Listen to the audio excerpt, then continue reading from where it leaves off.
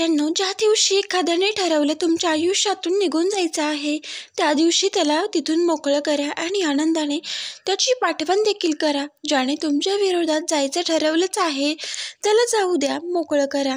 समोरच्यालाही जाणीव करू द्या की त्याच्या जाण्याने आयुष्यात काही मात्र फरक पडणार नाही. तुमचं काहीही अडणार नाही. भलेही तुम्हाला फरक पडत असेल, आतून वाईट वाटत असेल, तर त्याला दाखवू देऊ नका. जिथं आपल्याला मान नाही, जिथं आपल्याला अपमान होतो, तिथं न थांबलेलं कधीही चांगलं. माहीत आहे समोरच्याला सहजासहजी मनातून आयुष्यातून काढून टाकणं कठीण असतं, अवघड असतं.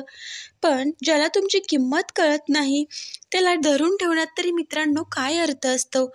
बघा, एखादी स्त्री जेव्हा खरंच पुरुषावरती प्रेम करते किंवा तिला पुरुष आवडू लागतो, तेव्हा ती पुरुषांमध्ये या गोष्टी नक्कीच पाहते.